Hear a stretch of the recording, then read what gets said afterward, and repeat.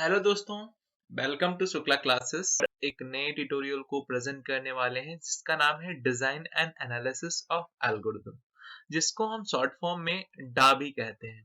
तो ये जो है ये एक बहुत ही इम्पोर्टेंट सब्जेक्ट है कंप्यूटर साइंस में, और इसका जो वेटेज है वो आपके कम्पिटिटिव एग्जाम्स में भी बहुत ज्यादा है, आपके यूनिवर्सिटी एग्जाम्स में भी बहुत ज्यादा है, प्लेसमेंट के पॉइंट ऑफ व्यू से भी बहुत ही इम्पोर्टेंट टॉपिक है अगर आप एक सॉफ्टवेयर इंजीनियर बनने की इच्छा रखते हैं तो।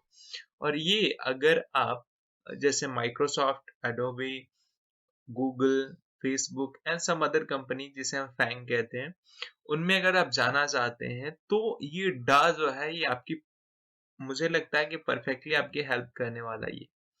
तो ओके, इसको हम स्टार्ट करते हैं और समझते हैं कि हम क्या क्या पढ़ेंगे इसके अंदर। Let's start the topic. और हम इसके अंदर जो पढ़ेंगे उसमें आज का हम एजेंडा जो है डिस्कस करते हैं कि पूरा का पूरा कोर्स का ओवरव्यू क्या होने वाला है और इसके अंदर हम किस स्टेप के थ्रू किस किस तरीके से हम इसे पढ़ते हुए जाएंगे। तो चलिए समझते हैं। अगर आप इस पूरे के पूरे कोर्स को अटेंड करने के बाद एक नेक्स्ट लेवल पे होंगे, आप अपने इंटरव्यू को आसानी से ग्रैब कर पाएंगे, किसी भी क्वेश्चन का आसानी से जवाब दे पाएंगे। ये आपको जस्ट स्लाइड में ही नहीं समझाया जाएगा, जबकि जो पूरा कोर्स होगा ये को हैंड्स ऑन करके समझाया जाएगा, live with experience and practically. Okay, कि कौन कौन से टॉपिक्स हम यहाँ पे इस कोर्स के अंदर कवर करने वाले हैं।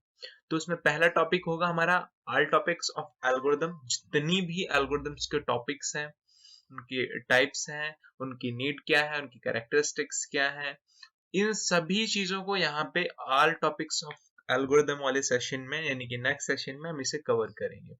ओके, और नेक्स्ट टॉपिक जो होगा हमारा एसिम्प्टोटिक एनालिसिस यानी कि नोटेशंस। इसमें हम जो देखेंगे ओमेगा, थीटा, बिग ओ, इन सारी की सारी नोटेशंस को देखेंगे और टाइम और स्पेस कॉम्प्लेक्सिटी को यहाँ पे हम एनालाइज करेंगे और इनके बेसिस पे हम समझेंगे कौन सी एल्गोरिथम सबसे बेस्ट है और कौन सी सबसे वर्स्ट है। वर्स्ट केस में कैसे निकालते हैं, बेस्ट केस में कैसे निकालते हैं, इन्हें भी हम देखेंगे और प्रैक्टिकली हम एक को समझेंगे। ओके, कि कैसे ये वर्क कर रहा है। इसके बाद हम समझेंगे रेकरेंस। रेकरेंस क्या होता है? रेकरेंस के अंदर हम उसके रिलेशंस को समझेंगे। रेकरेंस रिलेशन बहुत ही इंपॉर्टेंट टॉपिक है।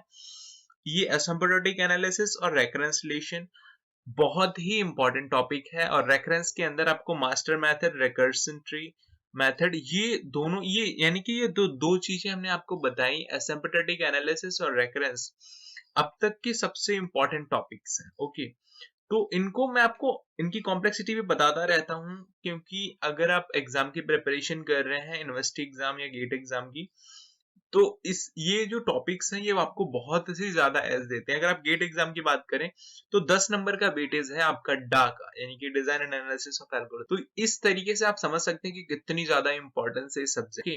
तो इसके बाद हम नेक्स्ट टॉपिक को पढ़ेंगे।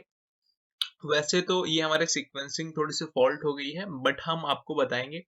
यहाँ पे हम ग्रीडी एल्गोरिथम को भी पढ़ेंगे। Greedy algorithm, back tracking, MST, ये बहुत ही इंपॉर्टेंट स्पेसिफाइड टॉपिक है जिनको हमने परफेक्टली चूज किया है। अगर आप इन सारी के सारी कोर्स को फॉलो कर लेते हैं तो ये मेरा विश्वास है कि आप लोग एक अच्छे सॉफ्टवेयर इंजीनियर बन जाएंगे। इस चीज को फॉलो करने के बाद आप किसी भी एग्जाम को क्रैक कर सकते हैं जो कि एल्गोरिथम या फिर अदर डेटा स्ट्रक्चर से रिलेटेड होगा। आप किसी भी कंपनी को फोड़ पाएंगे अगर जो इनके बेस पर ही, आजकल जैसे कि आप लोगों को लगता है कि मशीन लर्निंग सीख लो, आर्टिफिशियल इंटेलिजेंस सीख लो, उनका स्कोप है, वो नई टेक्नोलॉजीज है, ब्लॉकचेन सीख लो, उनका स्कोप है।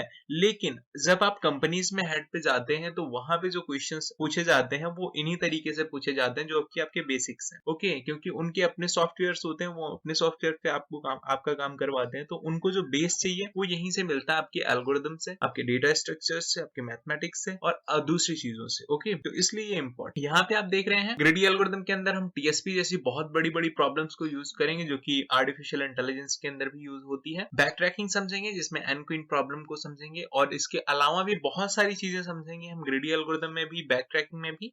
लेकिन ये जो हमारे मेन कोर होंगे इनको हम जरूर समझेंगे। एमएसटी यानी कि प्रिम्स और क्रुस्कल एल्गोरिथम्स को भी यहाँ पे हम समझेंगे। और इसके बाद हम पढ़ेंगे शॉर्टेस्ट पाथ, यानी कि जितने भी शॉर्टेस्ट पाथ के जितने भी पॉइंट्स हैं उनको हम पढ़ेंगे। हम यहाँ पे ऑल पेयर शॉर्टेस्ट पाथ पढ़ेंगे, मैक्सिमम फ्लो पढ़ेंगे और सॉर्टिंग नेटवर्क, ये सारे के सारे जो टॉपिक्स हैं कॉम्प्लेक्सिटी थ्योरी, यहाँ पे ये सारे के सारे जितने भी टॉपिक्स, ये आपको एग्जाम पॉइंट ऑफ व्यू से, अगर आप यूनिवर्सिटी की बात कर रहे हैं या फिर गेट एग्जाम, किसी भी कम्पिटिटिव एग्जाम्स की बात कर रहे हैं, यूजीसी नेट की बात कर रहे हैं, तब भी ये बहुत ही इंपॉर्टेंट टॉपिक। ओके, आप इस सब्जेक्ट को ऐसे मत देखिए कि मैं बस ऐसे पढ़ा रहा हूँ ब्ला ब्ला, और आप इस थोड़े टाइम के बाद इस सारे सब्जेक्ट को भूल जाओगे, इससे कोई मतलब नहीं है। ये आपके लाइफ टाइम में काम आने वाला है, ऐसा नहीं है कि ये आपको अभी अभी काम आएगा बस। ओके, तो आप लाइफ टाइम के तरीके से मैं इसे पढ़ा भी रहा हूँ, आपको बहुत ही सिंपल लैंग्वेज में समझाऊंगा और ये आपको बहुत ही क्लियर होगा। इसके बाद हम बात करेंगे analysis of sorting algorithm, selection sort, merge sort, counting sort. इसके अलावा भी दूसरे सॉर्टिंग एल्गोरिथम्स की भी हम एनालिसिस करेंगे, लेकिन जो मेन होंगी हमारी, ये हम प्रैक्टिकल करने वाले हैं, हैंड्स ऑन करेंगे। ओके, आईडी के अंदर। और इसके बाद हम बात करेंगे जो है हमारी next greedy methods, job sequencing, knapsack, Huffman encoding, Dijkstra, MSTP यानी कि प्रिम्स एंड क्रूस्कल्स, ऐसी बहुत सारी एल्गोरिथम्स को हम यहाँ पे समझेंगे, इनका प्रोसेस कैसे है, ये वर्क कैसे करती हैं, वेस्ट कौन है, इन सारी चीजों को हम यहाँ पे एनालिसिस करेंगे और ग्रीडी मेथड्स के अंदर। और इसके बाद हम पढ़ेंगे डायनेमिक प्रोग्रामिंग। डायनेमिक प्रोग्रामिंग के अंदर हम divide and conquer versus DP पढ़ेंगे, यानी कि डिवाइड एंड कॉन्कर जो मेथड है उसमें और डीपी में क्या क्या डिफरेंसेस हैं और इनके अंदर क्या क्या चीजें सिमिलर हैं, इसे भी समझेंगे। फिबोनाची सीक्वेंस पढ़ेंगे, मैट्रिक्स चेन और मल्टीप्लिकेशन उसका पढ़ेंगे, और जो मैट्रिक्स चेन है इसके बारे में भी और आगे टॉपिक्स को पढ़ेंगे। जितने भी डायनेमिक प्रोग्रामिंग से रिलेटेड आपके सारे इश्यूज को यहाँ पे क्लियर करेंगे हम इस चीज के अंदर। इसके बाद आता है हमारे पास बाइनरी सर्च ट्री और रेड ब्लैक ट्री। अगर आप यूनिवर्सिटी एग्जाम्स की प्रिपरेशन कर रहे हैं तो रेड ब्लैक ट्री बहुत ही इंपॉर्टेंट टॉपिक है और बाइनरी सर्च ट्री भी सेम। इसमें से आपको अगर आप किसी स्टेट यूनिवर्सिटी की बात करें तो वो आपको यहाँ पे 10 नंबर का क्वेश्चन, इन दोनों जो है हमारे बाइनरी सर्च और रेड ब्लैक, इनसे 10 नंबर का क्वेश्चन आप एक्सपेक्ट कर सकते सिंपली। ओके, तो इसके बाद हम पढ़ेंगे divide and conquer, max min problem, binary search, merge sort, tower of Hanoi. ये बहुत इंपॉर्टेंट चीज है, डिवाइड एंड कॉन्कर की प्रॉब्लम। इसे हम हैंड्स ऑन करेंगे, सारी चीजों को मैं आपको बता रहा हूँ क्लियरली। ओके, इसके बाद हम पढ़ेंगे सॉर्टिंग यानी कि बाइनरी हीप और क्विक सॉर्ट, स्टेबल सॉर्टिंग। इसके बाद हम पढ़ेंगे hashing, hash table, hashing method, open addressing technique and hash function. Hashing जो कि बहुत इंपॉर्टेंट चीज है डेटाबेस के अंदर, इससे आप समझते होंगे, तो ये बहुत ही इंपॉर्टेंट चीज है, आप डीबीएमएस में भी इसे पढ़ेंगे, तो इसलिए यहाँ पे ही पढ़ लो बहुत अच्छे तरीके से। ओके, तो आप बने रहिए हमारे साथ। मैं आपको सॉर्टिंग इन लीनियर टाइम में भी हम सॉर्टिंग करेंगे, क्योंकि ऐसे क्वेश्चंस जो है यूनिवर्सिटी में बहुत ज्यादा पढ़ होते हैं। ओके, जिसमें हम linear time, counting sort, bucket sort, radix sort, बहुत सारी चीजों को यहाँ पे हम पढ़ेंगे। इसके बाद हम लास्ट पढ़ेंगे लोअर बाउंड थ्योरी, यानी कि लोअर बाउंड थ्योरी क्या होती है, और इसके बारे में ये कंप्लीटली थ्योरी है, बट यहाँ पे हम इसकी जो थ्योरी को भी हम प्रैक्टिकली अप्रोच करते हैं। ये टोटल हमारे कोर्स का एजेंडा है कि क्या क्या आप पढ़ने वाले हैं। आई होप ये आपको बहुत ही क्लियर हुआ होगा। ये सारा का सारा जो टॉपिक है ये बहुत ही सिलेक्टेड टॉपिक है। अगर आप इन सबको कंप्लीट कर लेते हो, ये पूरा का पूरा आपका जो डा है उसका समझ सकते हैं कि बेस है, इसके अलावा और कुछ नहीं है डा के अंदर। और डा क्या, अगर आप कंप्यूटर साइंस में ही देखते हो तो ये एल्गोरिदम जितनी भी है आपकी, सारी की सारी यहाँ पे आपको सॉल्व होने वाली है। तो आप इस कोर्स को हर एक लिहाज से फॉलो कर सकते हैं, किसी भी तरीके से आपको यहाँ पे दिक्कत नहीं होने वाली है। अगर कुछ भी प्रॉब्लम है तो आप कमेंट सेक्शन में कमेंट आउट कीजिए, मैं उसे जरूर सॉल्व करने की कोशिश करूंगा। ओके, ये बढ़ते हैं। What is algorithm? एल्गोरिदम क्या है? क्वेश्चन अगर ये आता है तो इसे समझना भी बहुत जरूरी है। ओके, तो एल्गोरिदम जो है वो फाइनाइट सेट ऑफ इंस्ट्रक्शन है, मतलब पहले से एक डिफाइन किया गया सेट है। जैसे कि आपको 10 कदम चलना है, तो ये आपको सेट है कि आपको 10 ही कदम चलना है। ओके, 10 एक नंबर है आपके पास, यानी कि 10 स्टेप्स आपको चलने हैं। और इसी तरीके के जैसे ऑपरेशंस आपको करने, एक सीक्वेंस ऑफ ऑपरेशन है, जैसे कि चलना आपका एक ऑपरेशन हो गया ना, तो ये एक ऑपरेशन भी है। और इसी तरीके से हम इस किसी प्रॉब्लम को जैसे कि सॉल्व करना है, हमें वहां तक पहुंचना है तो हमें 10 स्टेप चलना पड़ेगा। ये हमारी जो प्रॉब्लम है वो क्या है, वहां तक पहुंचना हमारी प्रॉब्लम है। इसे कैसे सॉल्व कर सकते हैं? 10 स्टेप्स में सॉल्व कर सकते हैं। अगर हम 10 स्टेप चलेंगे तो हम वहां तक पहुंच जाएंगे। तो यही एक एल्गोरिदम है जिसमें हम छोटे छोटे पार्ट्स में उस प्रॉब्लम को ब्रेक कर देते हैं और फिर उस प्रॉब्लम को ही हम स्टेप्स में कन्वर्ट कर देते हैं, जिसे ही हम एल्गोरिदम कहते हैं। आगे अभी क्लियर नहीं होगा, मैं आपको एक एल्गोरिदम दिखाता हूँ कि कैसे दिखती है एक एल्गोरिदम। ओके, देखते हैं। एग्जाम्पल है, स्टार्ट करते हैं हम किसी भी प्रोग्राम को। उसके बाद हम वहां पे कुछ वेरिएबल्स डिक्लेयर करते हैं, जैसे कि हम यहाँ पे 2 नंबर का एडिशन करने वाले हैं। तो यहाँ पे हमने 3 वेरिएबल्स डिफाइन किए हैं, num1, num2 और sum। ठीक है, और थर्ड में हमने क्या किया है, कुछ num1 और num2 की वैल्यू को रीड कर रहे हैं। इसके बाद हम क्या कर रहे हैं, num1 और num2 की वैल्यू को किसे असाइन कर रहे हैं, सम को, जो कि हमने तीसरा वेरिएबल बनाया है उसमें num1 और num2 की वैल्यू को हम असाइन कर दे रहे हैं।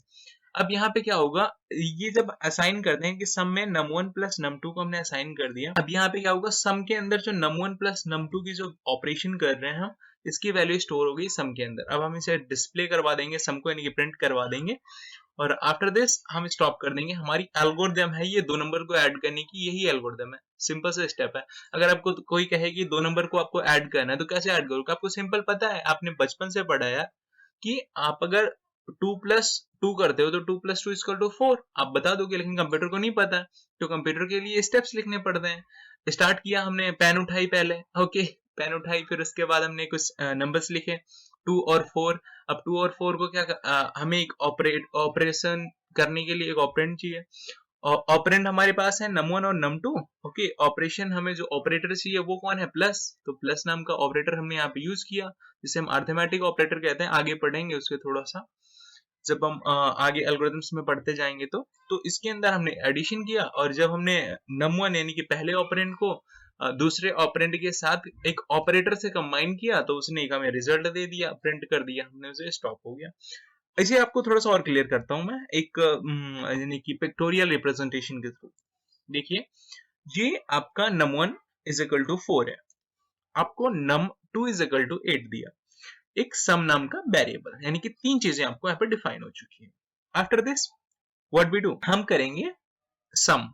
सम के अंदर हम क्या असाइन कर रहे हैं, इनकी वैल्यू num1 की, ओके, प्लस इसकी वैल्यू num2, इनकी जो वैल्यूज हमने असाइन की, तो इनका रिजल्ट हमें क्या मिलेगा, हम सिंपली कह सकते हैं कि num1 प्लस num2 यानी कि 4 प्लस 8 इज इक्वल टू 12। तो इसका रिजल्ट हमें कैसे मिल जाएगा, ये हमें मिल गया 12। सिंपल, बहुत ही सिंपल तरीका है। आई होप ये आपको क्लियर हो गया होगा कि एल्गोरिथम किसे कहते हैं, और अगर आपको अब कहीं पे भी एग्जाम में आ रहा है तो आप इसे आसानी से लिख सकते हो। एक एग्जाम्पल के थ्रू अगर आप क्लियर करते हो तो आपको जो मार्क्स मिल रहे हैं वो कंप्लीटली मिलेंगे, उसमें कोई दिक्कत नहीं है आपको। ओके, इस तरीके से आप उसे डिफाइन कर सकते हैं। नेक्स्ट पे चलते हैं, अपनी जो नेक्स्ट स्लाइड है, हम क्यों पढ़ेंगे एल्गोरिथम को ये भी समझते हैं, इंपॉर्टेंट है क्योंकि ये, ओके, जैसे कि हम एक एल्गोरिथम को इसलिए यूज करते हैं क्योंकि हम बड़ी प्रॉब्लम्स को use an algorithm because it breaks a big problem into small steps. ये मेरी जो है एक डेफिनेशन है अकॉर्डिंग टू मी, आपको सिंपल लैंग्वेज में समझाने के लिए लिखा है मैंने। हम एक बड़ी प्रॉब्लम को लेते हैं, उससे छोटे छोटे पार्ट्स में तोड़ देते हैं, और उसके बाद उसको क्या करते हैं, एक प्रोग्राम होता है, एक प्रोग्राम में उस चीज को हम जो स्टेप्स हमने तोड़े होते हैं उन्हें लिखते हैं, और एक प्रोग्रामिंग लैंग्वेज उसका माध्यम बनती है लिखने का। तो इस तरीके से हम एक एल्गोरिथम जो है वो एक प्रॉब्लम को अप्रोच कर रही है, एक बहुत बड़ी प्रॉब्लम है, उसे हम तोड़ के लिख रहे हैं। आइए हम इसे एक एग्जाम्पल के थ्रू समझते हैं, आपको और क्लियर हो जाएगा कि क्यों पढ़ रहे हैं। एग्जाम्पल ले लिया कि आपको एक मैगी बनानी है, जो कि बहुत ही सिंपल चीज है, आप लोगों को पता है एड बहुत इसका हिट है कि 2 मिनट्स में मैगी बनाए। ओके, मैगी बनानी है आपको। अब यहाँ पे आपको क्या करना पड़ेगा, हम आपको एक इमेज दिखा रहे हैं, यहाँ पे आपको मैगी बनाने के लिए स्टेप्स क्या क्या चाहिए। आपको सबसे पहले क्या करना पड़ता है, यहाँ पे आपको मैगी बनाने के लिए सबसे पहले पानी में डालना पड़ता है, उसे पानी को उबालना पड़ता है, एक पैन लेना पड़ता है, गैस पे रखना पड़ता है, उसके बाद उसे उबालना पड़ता है, उसके अंदर मैगी डालनी पड़ती है। सेकेंड स्टेप पे अगर आप वेजिटेरियन है और बना रहे हैं सब्जी की, तो ये आपको सब्जियां भी रखनी पड़ेंगी। ओके, फिर आप ऑयल डालेंगे एक पैन के अंदर, एक साइड में आपकी मैगी पक रही है और दूसरी साइड में क्या कर रहे हैं, आप पैन के अंदर ऑयल डाल करके वहां पे सब्जियों को पकाने के बाद आप क्या करते हैं, आपने जो यहाँ पे मैगी बनाई है उस मैगी को आपने यहाँ पे डाल दिया सब्जी के अंदर, और सब्जी के अंदर डालने के बाद आपने आपकी जो यहाँ पे आपकी जो वेज मैगी है वो तैयार है खाने के लिए। ओके, तो आई होप ये आपका सिंपल सा स्टेप है। पहले स्टेप में आपने ये किया, दूसरे स्टेप में आपने ये किया, तीसरे स्टेप में आपने ये किया, फोर्थ में आपने ये काम कर लिया। ओके, पैन में डाल करके सब्जियां भी डाल दी, और फिफ्थ स्टेप में आपने क्या किया, आपने फिफ्थ स्टेप में मैगी को उठा के सब्जियों में डाल दिया, और यहाँ पे सिक्स्थ स्टेप में आपकी यहाँ पे आपका डन हो गया, आपके मैगी बनाने का पूरा स्टेप खत्म। एक एल्गोरिथम आपको क्लियर कर चुकी है कि आप मैगी कैसे बना सकते हैं। ओके, तो यहाँ पे आपको ये बात क्लियर हो चुकी होगी कि एल्गोरिथम क्यों इंपॉर्टेंट है। अगर ये स्टेप्स नहीं तोड़ोगे तो आपको कंप्यूटर को समझा नहीं पाओगे कि प्रॉब्लम एक्चुअली क्या है, आप अपने आप को भी नहीं समझा पाओगे कि प्रॉब्लम एक्चुअली क्या है। अगर आप किसी भी प्रॉब्लम को तोड़ देते हो तो आपको ये क्लियरली समझ में आ जाता है। सिंपल, आपको आई होप ये क्लियर हो चुका होगा कि हम एल्गोरिथम को क्यों पढ़ेंगे, क्योंकि हम प्रॉब्लम्स को तोड़ना चाहते हैं और तोड़ करके उसे प्रोग्राम को प्रोग्राम में कन्वर्ट करके कंप्यूटर को समझाना चाहते हैं, इसलिए एल्गोरिदम पढ़ेंगे हम, सिंपल। और एल्गोरिदम आपको रियल लाइफ में भी बहुत ज्यादा हेल्प करती है प्रॉब्लम सॉल्विंग स्किल्स को बिल्डअप करने के लिए। ओके, ये बोनस पॉइंट है। आगे बढ़ते हैं और समझते हैं कि इस कोर्स को अगर करना है तो इसके लिए कुछ प्रेरिक्विजिट है भैया। तो ऐसा कोई प्रेरिक्विजिट नहीं है अगर आप मेरे को मैं बताऊं, लेकिन अगर आपके पास एक बोनस पॉइंट हो सकता है अगर आपके पास ऐसा कुछ है तो। अगर आपने पहले से बेसिक नॉलेज है आपको डेटा स्ट्रक्चर की, प्रोग्रामिंग की और मैथमेटिक्स की, तो बहुत अच्छी बात है, आपको ये आसानी से समझ में आ जाएगा। अगर नहीं है तो आसानी से समझाने के लिए मैं हूं, कोई आपको टेंशन लेने की जरूरत नहीं है, कोई भी प्रॉब्लम नहीं है आपको। हम आपको यहाँ पे बेसिक से सिखाएंगे और सिंपल से सिंपल लैंग्वेज में बताने की कोशिश करेंगे, सिंपल है। इसके बाद हम जो है हमारी ऑडियंस कौन है, कोई भी जो कि समझना चाहता है, कोई बिगिनर या फिर प्रोफेशनल यानी कि डाको, design of analysis and algorithm, इस चीज को अगर करना चाहता है, एल्गोरिदम को कंप्लीटली समझना चाहता है, एल्गोरिदम वर्क कैसे करती है, एल्गोरिदम को बनाया कैसे जाता है, उसे एनालाइज कैसे किया जाता है, उसकी टाइम कॉम्प्लेक्सिटी, उसकी स्पेस कॉम्प्लेक्सिटी, ऐसी बहुत सारी चीजें जो भी एल्गोरिदम के अंदर होती हैं, एल्गोरिदम को क्यों डिजाइन किया जाता है, कैसे डिजाइन करते हैं, क्या प्रोसेस है, क्या कैरेक्टरिस्टिक्स है, क्या लॉसेस है, क्या डिसएडवांटेज है, क्या एडवांटेजेस है, बहुत सारी चीजों को हम यहाँ पे डिफाइन करेंगे और आपको बताएंगे और हैंड्स ऑन एक्सपीरियंस देंगे। अगर आपके पास एक फोन है, लैपटॉप नहीं है, तो फोन में इस चीज को कैसे इंप्लीमेंट कर सकते हो उसे भी मैं आपको बताऊंगा। तो बने रहिए हमारे साथ। और ये आई होप ये आपको कंप्लीट स्टेप जो है आपको क्लियर हो चुका होगा कि हमारा ये कोर्स आपको क्यों अटेंड करना चाहिए। ओके, आफ्टर दिस हम चलते हैं अगले लेक्चर में मिलेंगे और वहां पे हम समझेंगे कि एल्गोरिदम के बारे में सारी चीजें हम वहां पे समझने वाले हैं कि क्या उसकी कैरेक्टरिस्टिक्स हैं, एडवांटेज है, डिसएडवांटेज है, एल्गोरिदम क्या होती है। जहां पे हमने उसका बेसिक समझा है वहां पे हम एक और अच्छे एग्जांपल के साथ आगे बढ़ेंगे। तो चलिए समझते हैं उस चीज को, अगले लेक्चर में मिलते हैं। तो अगर आपने अभी तक इस लेक्चर में अगर आप रुके हुए हैं तो आप इस वीडियो को लाइक कर दीजिए, शेयर कर दीजिए अपने दोस्तों के साथ, उनकी अगर थोड़ी सी हेल्प करना चाहते हैं कि वो भी पढ़ ले हमारे साथ डा, और हमारे साथ वो भी कंपनी यानी कि माइक्रोसॉफ्ट, गूगल या एडोबे में या फिर फेसबुक में बैठे हैं हमारे साथ काम करने के लिए, तो आप इस कोर्स को शेयर कर सकते हैं। और आप इस चैनल को सब्सक्राइब जरूर कर लीजिए, बेल आइकन को जरूर हिट कर लीजिए, क्योंकि इससे आपको जो है पर्सनलाइज जो है आपको नोटिफिकेशन मिलता रहेगा, जिससे आपका एक भी वीडियो जो है मिस नहीं होगा और आप कंप्लीटली अच्छे तरीके से इस चीज को प्रिपेयर कर पाएंगे। तो thank you for giving your precious time and keep learn with me. Thank you, all the best.